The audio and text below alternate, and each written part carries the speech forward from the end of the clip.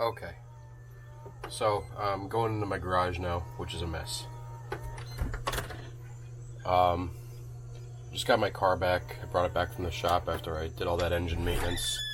I'm working on editing those videos right now to put on YouTube. I'm way behind schedule. And the garage is an absolute mess. And if you notice, right here, my welding carts are empty. Now, I'm not much of a welder. I have maybe an hour worth of experience welding. So, in my life, altogether, I bought a rusty Toyota pickup truck, and I basically needed a welder to own that thing because the frame was just falling apart. So I started off with a MIG welder, and I welded my leaf springs back together and added some plating to the frame to cover up big rot holes. And then I traded my MIG welder for a stick welder, and I did a little bit of stick welding. My welds are not great. They're probably not the strongest, and they're certainly not the prettiest. I bought myself a plasma cutter. I was going to go with oxyacetylene, but the idea of having to deal with gas, and I don't ever really cut anything that thick. In fact, I don't even cut anything that much at all. I've used this plasma cutter twice. Once was to cut some holes in a burn barrel. Took me like 5 minutes. But I like the idea of not having to have gas, and this doesn't take up that much room in my small garage here. So I like the plasma cutter. The stick welder, now it's worth like $100. I was going to sell it to offset the cost of what I just bought, which is this Vulcan 205 TIG welder, because I really want to learn how to do aluminum. So I got it home. I got my small argon tank there. It cost me like $250 for the tank and to get it filled. And I came home and I started doing some welding. Well, trying to. And right here is my first piece of scrap aluminum I found in my house, in my garage here. And you can see I was burning right through it. So I was setting my amperage down, and I couldn't figure out what the hell was wrong. And I'm like, I must suck. This is a little something there. It just looks like a bird ate aluminum and crapped it out on top of this piece of angle here. And it's all warped. I was getting it so hot. And again, I've never done aluminum before. Right there, I got like a little bit of filler material to stick. Oh, no, I didn't even do it there. I just burned right through. So then I was like, okay, well, maybe that's just too thin, so I'll try this thicker piece. So then I started trying to weld this, and this is what was happening. This is just with me just trying to make a puddle, and I couldn't do it. And I couldn't figure out what the hell was going on. And I'm like, damn, I really, really suck at TIG welding. What is wrong? So then I decided to, when all else fails, look at the instructions. And it showed that I had my collet in backwards. So then, as soon as I put my collet in the correct way, I was able to get gas flow. And my arc was better. Here's my first attempt at ever aluminum welding once I had it set up properly. I don't know if all my settings are set up properly. It's not a great weld. It's obviously not good at all. That's my second attempt. This was me just messing around with settings, and then once I got it kind of dialed in, this is my third attempt.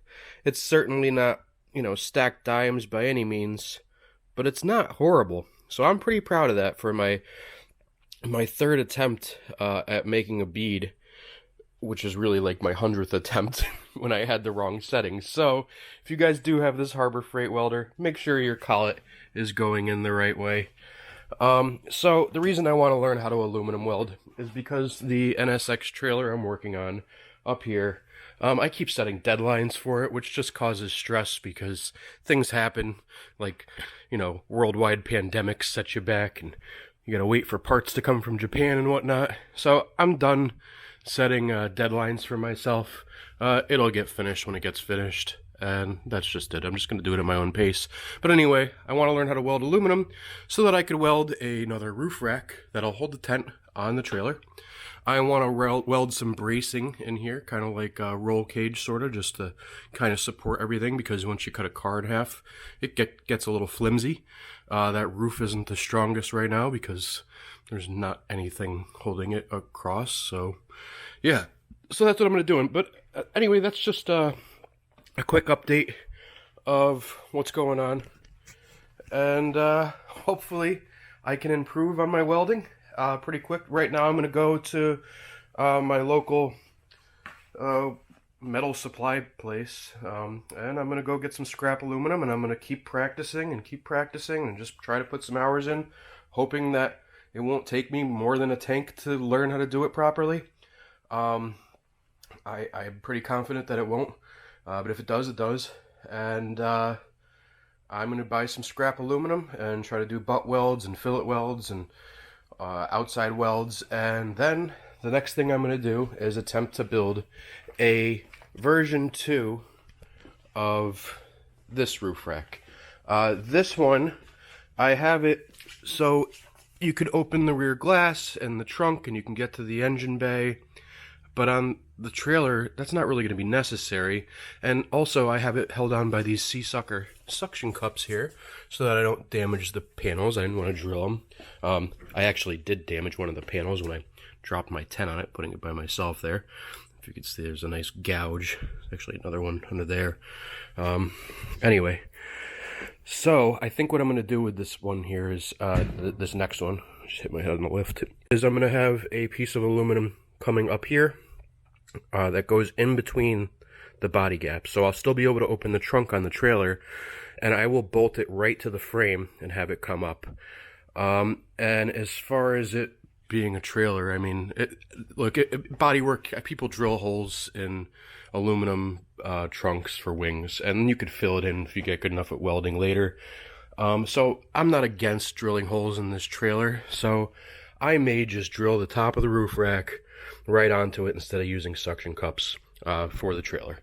And that way I'll have 2 racks. One will be specifically made for the tent, and this one will be used just for this, unless I'm doing local camping trips. I already know the tent works on this rack.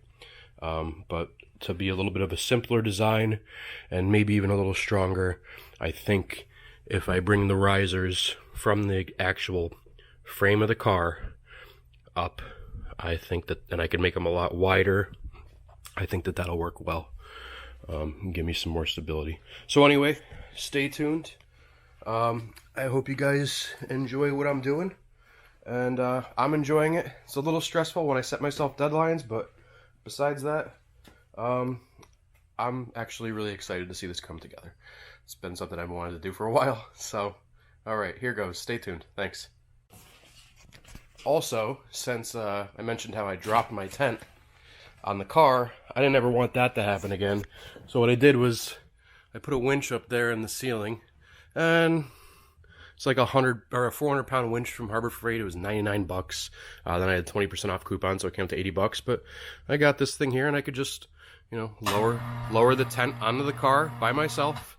I mean, I've done it before by myself, but I don't want any more mishaps to happen where it slipped out of my hands. So yeah, this is should make life easier. I could just back the car right here, lower the tent on it by myself, hook it up to the rack, and off I go.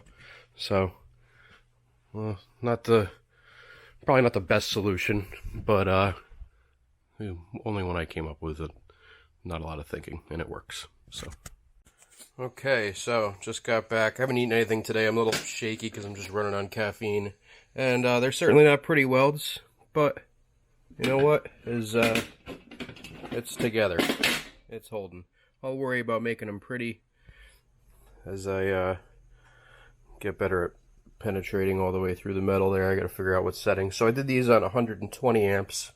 I have my negative set to 73%. And I did this at 120, this at 150.